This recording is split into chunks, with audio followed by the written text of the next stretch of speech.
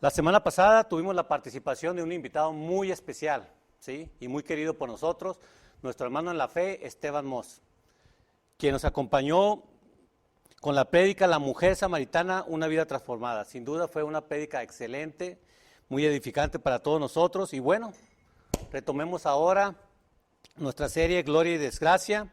Estamos en nuestra segunda temporada ya, ¿sí? Y la prédica de hoy girará alrededor del capítulo 5 del segundo libro a los Reyes, y lo titulamos Una historia de arrogancia, humildad, propósito, fe, avaricia y castigo. Pero antes, ¿por qué no oramos? Inclinemos nuestros rostros, cerremos nuestros ojos y oremos. Bendito Dios, te damos gracias porque un día más nos permites estar aquí ante tu presencia, Señor, porque nos permites tener esta oportunidad de llevar la palabra que a través de tu Espíritu Santo llegará a todos los que aquí nos congregamos, Señor. Te pedimos, por favor, que todos aquellos que están deseosos de escuchar tu palabra, ya sea a través de las redes sociales, los medios virtuales o bien presenciales, lo hagan, Señor. Sabemos que todo esto que tú traes para nosotros es para nuestra salvación y obviamente también, en la medida de lo que sea posible, para transmitirlo, compartirlo con los hermanos y acercarlos a la fe, Señor. Te lo pedimos todo esto a través de tu Hijo amado que dio su vida en la cruz para limpiar nuestros pecados, nuestro Señor Jesucristo. Amén. Bueno, ¿por qué no me acompañan al segundo libro de los Reyes, capítulo 5, versículo 1? Naamán, general del ejército del rey de Siria, era varón grande delante de su señor y lo tenía en alta estima, porque por medio de él había dado Jehová salvación a Siria. Era este hombre valeroso en extremo, pero leproso. Como podemos ver, este general, mejor conocido como Naamán, se podría considerar como la mano derecha de el rey Ben-Hadad, que en aquel entonces era el rey de Siria, de acuerdo a cómo se describe. Como podemos ver también, pues se le consideraba un hombre valeroso que había tenido triunfos y de alguna manera había ayudado a través de la gracia de Jehová a proteger al pueblo sirio. Pero Naamán tenía un problema que si no se atendía lo podría llevar en un momento dado pues, a su muerte. Este problema era que tenía lepra. La lepra, para que se den una idea, podríamos asemejarlo en los tiempos presentes al SIDA, ¿no? Que es incurable. Bueno, la misma situación tenía la lepra. La única manera en que la lepra en aquellos tiempos podía ser curada era a través de un milagro por parte de Dios. Y para que se den una idea de qué era la lepra, era una enfermedad que consistía, por contagio obviamente se obtenía, que consistía primero con manchas enrojecidas en el cuerpo, posteriormente esas manchas se iban esparciendo a través del cuerpo, iban agarrando una tonalidad blanca, y después de tomar esa tonalidad blanca se volvían escamosas, posteriormente empezaban a caerse y quedaba expuesta la piel. Imagínense en esa condición a todo lo largo del cuerpo, qué tan incómodo podría ser, ¿no? Y más si él era un general, ¿sí? Que seguramente usaba su equipo de protección como militar, el ponérselo, quitárselo, implicaría dolores extremos. Sin embargo, dada la condición de la narración, podemos pensar que no era una condición demasiado avanzada que le imposibilitara realizar su función como general del ejército sirio, ejército del pueblo del norte. Si continuamos con el versículo número 2, en la lectura vemos que dice, y de Siria había salido bandas armadas y habían llevado cautiva de la tierra de Israel a una muchacha la cual servía a la mujer de Naamán. Versículo 3. Este dijo a su señora, si rogase mi señor al profeta que está en Samaria, él lo sanaría de su lepra. Si recordamos en capítulos anteriores, había guerra entre Siria, entre Israel y entre Judá. Y quizás en una de esas guerras, quizás en una de esas invasiones de Siria hacia Israel, fue que esta mujer fue tomada cautiva, ¿no? Esta mujer era una muchacha y fue puesta a disposición de la esposa del general. Y esta mujer, obviamente, era una mujer de fe, era una mujer conocedora de las proezas de los profetas de Israel y sabía que la cura para este general la podría encontrar en Israel. Y le sugiere a la esposa pues que se presenten ante este profeta para que él le pudiera dar sanidad a su lepra. Esta mujer, que no aparece su nombre en la Biblia, juega un papel muy importante dentro de esta narrativa. ¿Por qué juega un papel muy importante? Porque era una muchacha, ¿sí?, que tenía conocimiento, ¿sí?, que tenía fe en Dios, y obviamente sabía que la única salvación para esta situación del general era recurriendo a él. Aquí podemos ver cómo muchas veces Dios nos utiliza de una manera inexplicable, quizás para unos, no entendible. ¿Cómo es posible que una mujer, una muchacha que haya sido cautiva, en lugar de desearle el mal, a los que se la llevaron, les está deseando de alguna manera el bien? Bueno, es como Dios obra muchas veces. No encontramos explicación a veces para ello, pero hay que entender que no todo requiere una explicación.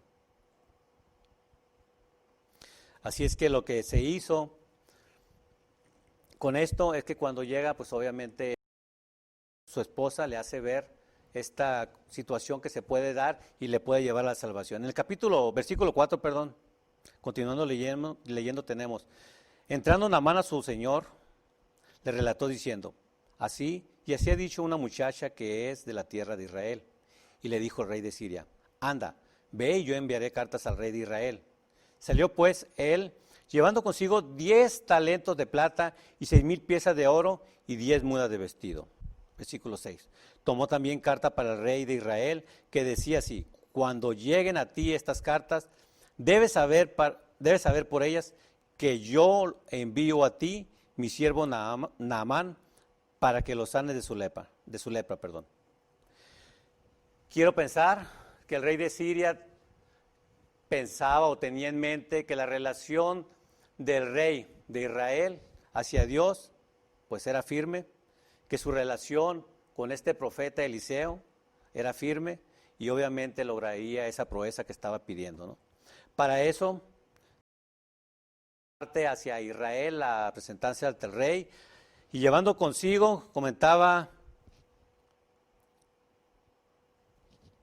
2 talentos y adicional a esos 6,000 ciclos de oro, más 2 cambios, ¿no? ¿A cuánto equivale eso? Para que se den una idea en tiempos actuales, ahí haciendo una pequeña investigación, equivale aproximadamente a unos $770,000, que viene siendo aproximadamente ya en pesos, para que nos entendamos un poquito más, unos 17 millones de pesos, ¿no?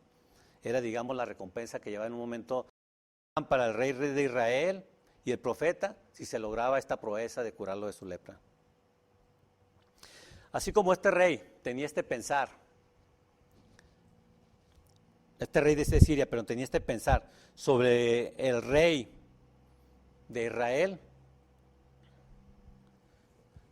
igual en los tiempos actuales, pues pensamos que todos los que nos decimos cristianos tenemos esta relación íntima con nuestro Señor Dios, ¿sí? Muchas veces transmitimos algo o damos a entender algo que no necesariamente representa nuestra realidad. ¿Qué quiero decir con esto?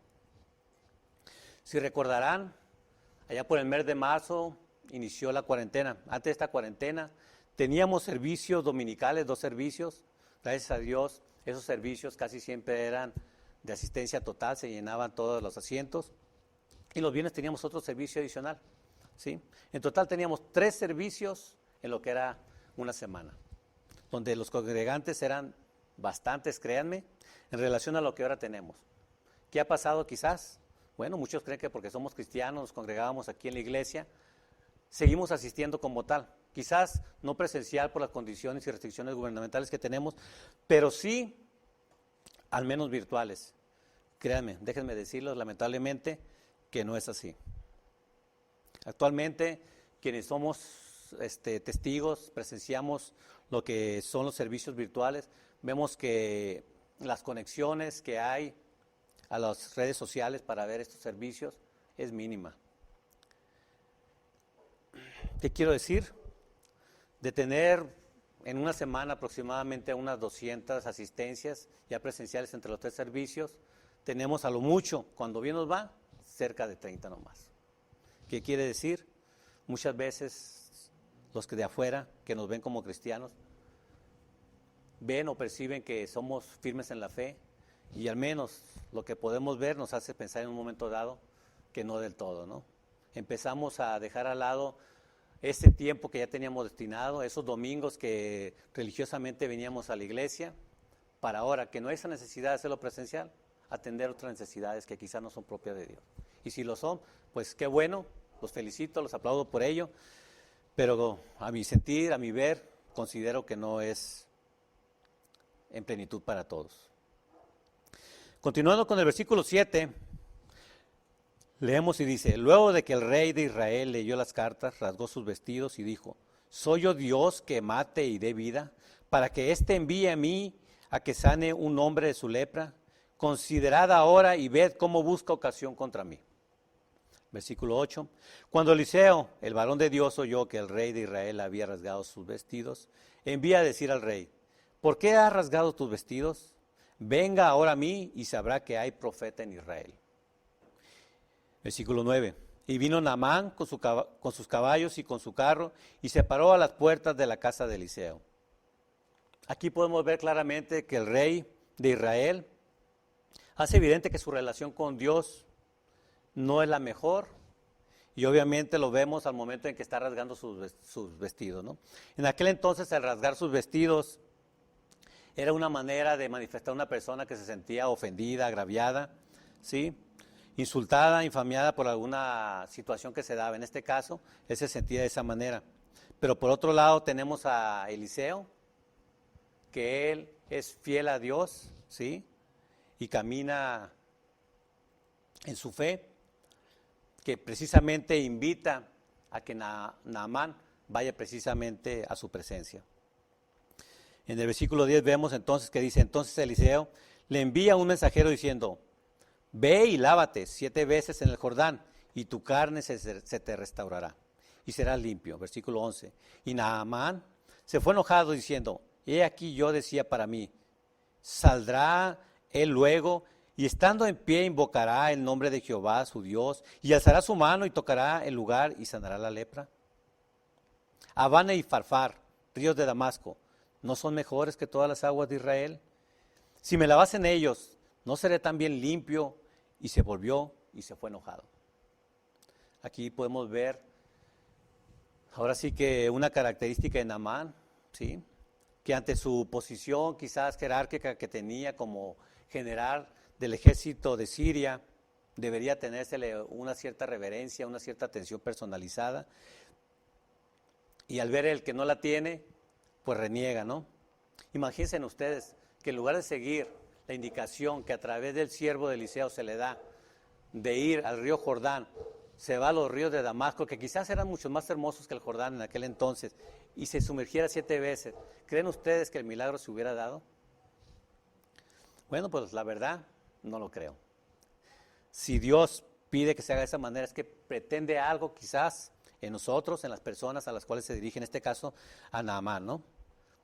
Donde quizás lo que esperaba él que mostrara un cierto grado de humildad ante él, para obviamente ser bendecido con su gracia. Vemos aquí cómo Naamán se empieza a retirar molesto por lo sucedido, pero como podemos ver en el versículo 13, dice lo siguiente: mas sus criados se le acercaron y le hablaron diciendo: Padre mío, si el profeta te mandara alguna gran cosa, ¿no la harías? Cuanto más diciéndote: lávate y serás limpio. Él entonces descendió y se zambulló 7 veces en el Jordán, conforme a la palabra del varón de Dios. Y su carne se volvió como la carne de un niño y quedó limpio. Naamán, ¿qué fue lo que hizo? Pues reflexionó y sabía y escuchó, mostró humildad al escuchar obviamente a sus siervos y obedeció realmente lo que el profeta Eliseo le indicaba a través de su siervo, ¿no? Que era que asistiera, que fuera al río Jordán y se sumergiera 7 veces.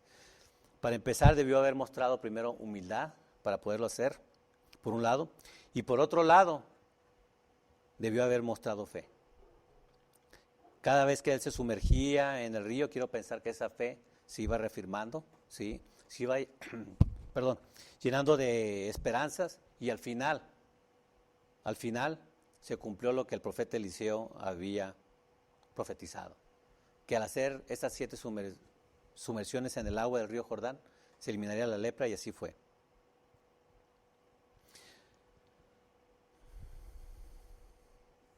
Obviamente, ¿cuál fue la recompensa? Pues ya la vimos, sanó de su lepra. No había otra manera para ello y gracias a Dios lo logró. En el capítulo 15 podemos leerlo y dice, y volvió el varón de Dios, él y toda su compañía, y se puso delante de él y dijo, he aquí ahora conozco que no hay Dios en toda la tierra, sino en Israel. Te ruego que recibas algún presente de tu siervo. Mas él dijo, hablando Eliseo, vive Jehová, en cuya presencia estoy, que no lo aceptaré. Y le instaba que aceptara algunas cosas, pero él no quiso.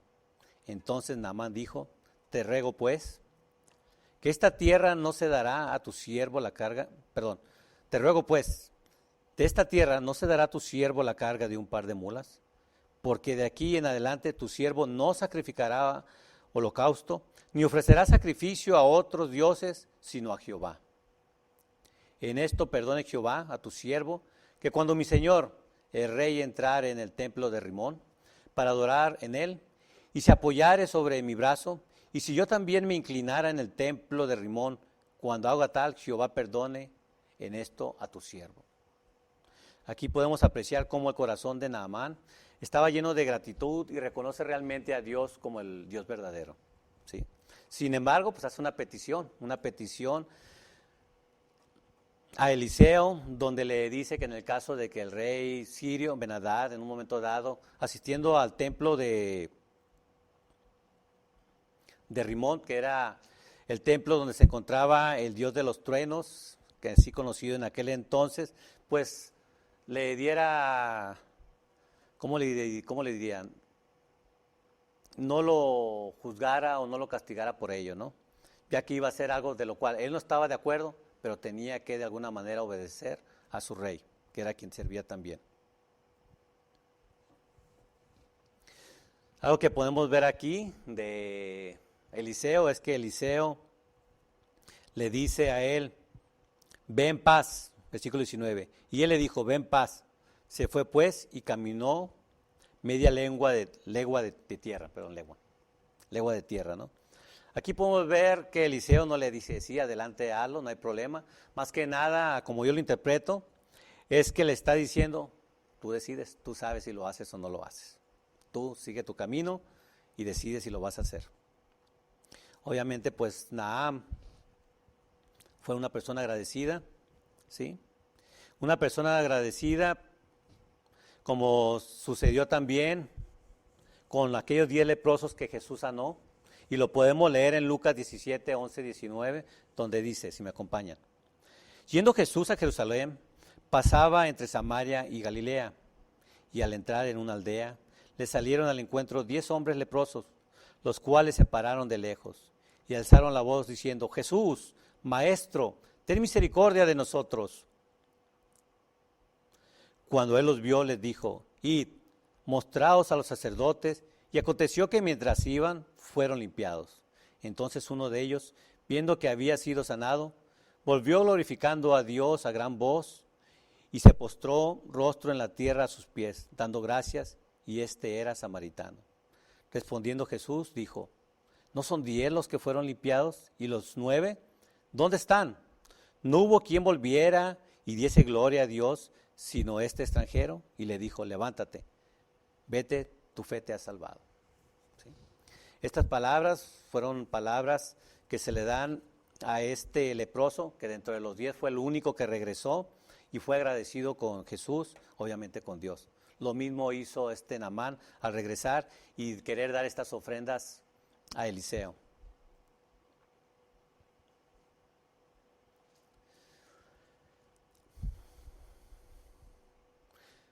Si continuamos en el capítulo 20, entonces Giesi, criado de Eliseo, el varón de Dios, dijo entre sí, he aquí mi señor, estorbo. Entonces Giesi, criado de Eliseo, el varón de Dios, dijo entre sí, he aquí mi señor, estorbo a este sirio Naamán, no tomando de su mano las cosas que había traído. Vive Jehová, que correré yo tras él y tomaré de él algunas cosas. Y siguió Giesi a Naamán, y cuando vio Naamán que venía corriendo tras él, se bajó del carro para recibirle, y dijo, ¿va todo bien? Y él dijo, bien. mi Señor me envía a decirte, he aquí vinieron a mí en esta hora del monte de Efraín 2 jóvenes de los hijos de los profetas. Te ruego que les des un talento de plata y 2 vestidos nuevos. Versículo 23. Dijo Naamán, te ruego que tomes 2 talentos. Y le insistió, y ató 2 talentos de plata en 2 bolsas y 2 vestidos nuevos, y los puso todo a cuestas a 2 de sus criados para que lo llevaran delante de él. Como podemos ver, pues aquí Giezi, una persona, siervo de Eliseo, ¿sí? Una persona que pensamos que es una persona que conoce de Dios, que sabe de sus proezas, que sabe y en teoría vive en fe, como realmente no era verdad, ¿no? No vivía realmente en fe.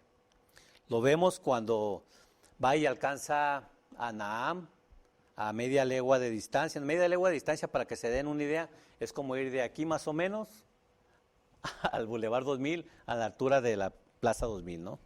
Todo ese recorrido tuvo que hacer aproximadamente 2,5 kilómetros aproximadamente. Lo alcanzó y todavía pues tuvo la osadía, ¿no?, de inventar una historia tan bien, con tanta naturalidad, que precisamente Naam la creyó y a razón de eso le dio lo que pedía y excedió todavía más, ¿no? Aquí podemos ver un Giezi, un siervo de Eliseo, ¿sí?, que muestra avaricia y oportunismo, ¿sí? Un ejemplo de estos, me tocó vivirlo, esa avaricia, ese oportunismo. ¿A qué me refiero? Hace unos años, recordarán ustedes que tuvimos un gasolinazo aquí en México. En ese tiempo, mi familia y yo estábamos en el sur de la República, en Hidalgo, y de hecho la ciudad la habían sitiado, no podía uno entrar ni salir de la ciudad, tenía barricadas en las entradas y en las salidas. Entonces había hasta cierto punto cierta incertidumbre sobre la gasolina, y hubo quienes fueron oportunistas, como fue el caso de Giezi en este caso, que ante la situación pues sacaron ventajas. ¿Qué quiero decir con eso? Nos tocó presenciar cuando fuimos a una gasolinera a esperar si llegaba el camión de la gasolina. Nos habían dicho que iban a ir a surtir y estábamos en la espera para poder llenar nuestros tanques y regresar cuando hubiera oportunidad. Como en ese momento llega una troca blanca, se bajan 4 personas, quiebran los vitrales del Oxxo y empiezan a saquearlo. Este oportunismo pues trae también cierta avaricia en los que estaban ahí presentes. ¿Qué quiero decir con eso? No fueron los únicos que participaron. De hecho, los que estuvimos ahí presentes quedamos sorprendidos por cómo se llevó a cabo todo este evento, cómo había gente que se enteró que estaba sucediendo, y era gente que usted la miraba y no tenía necesidad. Quizás algunos sí, pero la gran mayoría no tenía necesidad. Pero vieron la oportunidad, vieron ese momento de que donde se podían hacer de algo de una manera ilícita, y sin en un momento poder ser, digamos, quizás ellos pensaban, sancionados, aprovecharse. Al grado tal, saquearon ese oso y lo destrozaron, para conocimiento de ustedes, que hasta el carrito de las nieves subieron al pick-up y se fueron. Fue, en serio, nunca había visto un escenario así en México. Créanme que lo que ustedes ven en la noticia, yo pienso que no es ni el 10% de lo que realmente pasa, ¿no? Pero aquí lo que quiero decirles es que esa avaricia, ese oportunismo, muchas veces lo vivimos. Muchas veces transmitimos una imagen de que somos católicos, de que somos cristianos, pero realmente nuestra naturaleza se aflora o sale a relucir en eventos como estos, ¿no?, que ponen a prueba nuestra fe. ¿Sí? Y a veces son piedra de tropiezo para otros. Les digo, iniciaron 4 y créanme, si hubieran visto cómo entraba la gente en grupos, pero eran familias que iban, ¿sí? Y iban con sus bolsitas de mandados bien retacadas, las regresaban, las ponían cerca. De hecho, donde estábamos nosotros, estábamos en una esquina esperando, a la vueltita iban, depositaban lo que tenían, dejaban a uno de los miembros y iban por la siguiente viaje, ¿no? Entonces eran muy oportunistas. Entonces hay que ver eso. Muchas veces se dice ahí, ¿no? ¿Quieres conocer a una persona? Dale poder. ¿Quieres conocer a una persona? Pon una condición donde realmente se mida su fe. Por eso Jesucristo nos dice, ¿no? Cualquiera que haga tropezar a uno de estos pequeños que creen en mí, mejor le fuera que se atase al cuello una gran piedra de molino y que se le hundiese en lo profundo del mar. Eso lo podemos ver en Mateo 18:6. Les vuelvo a decir, Giezi vio la oportunidad, quiso aprovecharla, ¿sí? Fue a unas sabiendas de que Eliseo no lo aprobaba, fue a través de engaños, a través de historias falsas, obtuvo ese botín, regresó y quiso ocultarlo, ¿no? Entonces, como lo podemos ver en el versículo 24, y así llegó a un lugar secreto. Él lo tomó de manos de ellos y lo guardó en la casa. Luego mandó a los hombres que se fuesen. Y él entró y se puso delante de su señor. Y Eliseo le dijo, ¿de dónde vienes, Giezi? Y él dijo, tu siervo no ha ido a ninguna parte. Aquí podemos ver que sigue todavía la mentira, ¿no? Él entonces le dijo, ¿no estaba también allí mi corazón cuando el hombre volvió de su carro a recibirte? Ese tiempo de tomar plata y de tomar vestidos, olivares, viñas, ovejas, bueyes, siervos y siervas. Por lo tanto, la lepra de Naamán, que se te pagará a ti y a tu descendencia para siempre. Y salió delante de él leproso, blanco como la nieve. Aquí, al terminar esta historia, pues podemos ver, ¿no? Resumiendo todo lo que vimos en estos 27 versículos, que realmente es posible lograr la gracia del Señor cuando dejamos a un lado nuestra arrogancia, ¿sí? Nuestra prepotencia, nuestro sentido de superioridad como nosotros y mostramos humildad, como lo hizo el general del pueblo de los ejércitos sirios, ¿sí? Gracias a la humildad que mostró Naamán, pues pudo ser curado de su fe, de esta lepra que tenía. Por otro lado, vemos a Giezi, una persona que pensaríamos que era una persona de fe, una persona que seguía, que temía de Dios, pero realmente cuando se vio ante la situación de oportunismo, pues quiso tomar ventaja, y esa ventaja, ese intento de querer engañar a Dios, pues tiene consecuencias, ¿no? Y la consecuencia, obviamente, fue que él contrajera la lepra, él y toda su descendencia, que fue lo que le predijo Eliseo. También vemos a una persona que quizás no le damos mucha relevancia en este capítulo, ¿sí? Es una persona que su participación aparentemente es muy pequeña, pero es muy significativa. ¿De quién hablamos? Bueno, hablamos de la muchacha hebrea, que a pesar de su condición de ser cautiva, de ser presa, de ser hasta cierto punto podríamos decir una esclava de la esposa del general del ejército, Naamán, pues cumple un propósito, ¿no? Que quizás el propósito de Dios era ponerla en esa situación, en ese lugar, en ese escenario, para que fuera la portadora precisamente de las palabras de salvación para este general que caía en la gracia de Jehová. Vemos a un rey también en este escenario, un rey de Israel, que aparentemente el rey de Siria pensaba que tenía gracia para con Dios, ¿sí?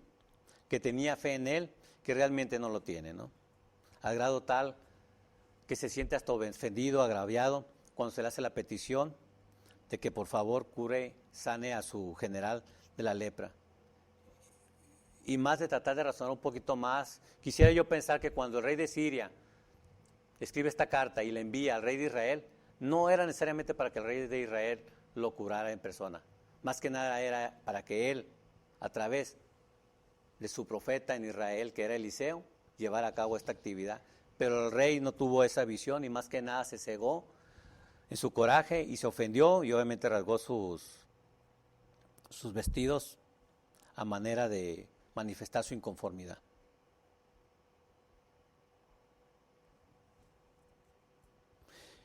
Finalmente vemos cómo Dios obra de diversas maneras en nuestras vidas, ¿sí? A través de esta muchacha hebrea, ¿sí? Le vuelvo a decir, Dios tenía para ella quizás ya escrito, ya definido que sería cautiva y que sería quien llevaría las palabras de salvación a Naamán.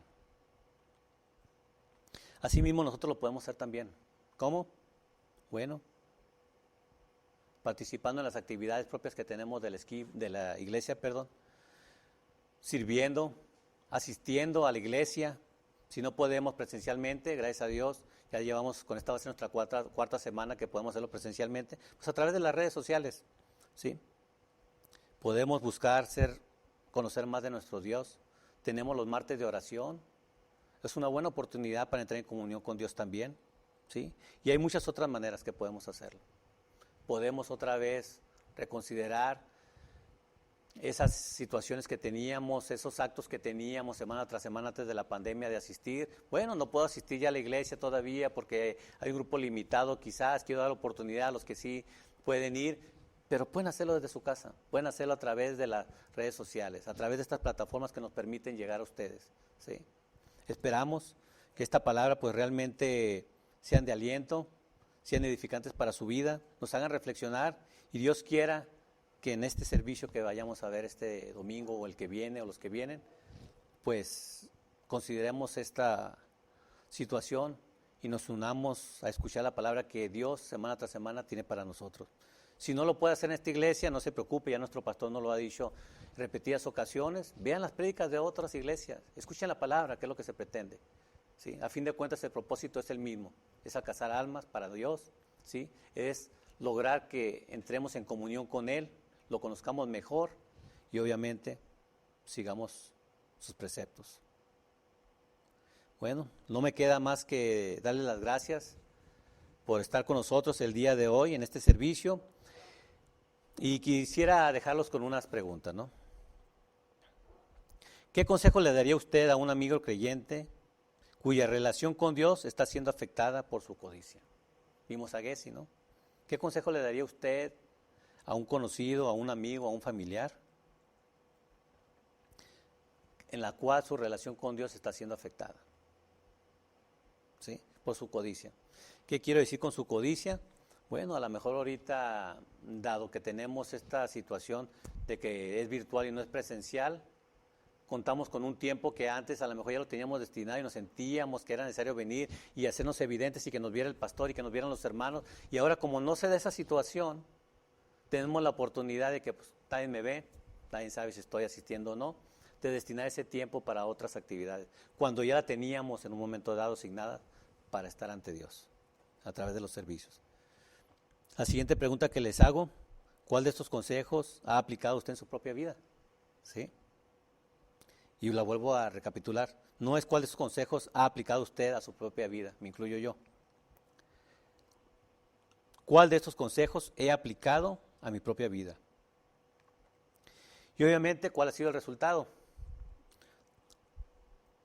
Bueno, yo en lo personal les puedo decir que es muy gratificante estar aquí ante ustedes, servir con el grupo de hermanos que semana contra semana nos juntamos, ya sean los de alabanza, para llevar a cabo sus ensayos y dar lo mejor para Dios y para los que nos están viendo, ¿sí? A través de los que participan en lo que es el sistema de producción de estos videos para las redes sociales, ¿sí? Todos aquellos que de alguna manera se han mantenido activos en la iglesia, aunque la iglesia está cerrada. Entonces los invito a que analicemos cuál es nuestra postura actual, qué podemos hacer para cambiar, para agradar más a nuestro Dios, para conocer más de Él. Pienso que las respuestas todos nosotros ya las tenemos, es cuestión nomás de reflexionarlas, analizarlas y llevarlas a cabo. Bueno, muchas gracias.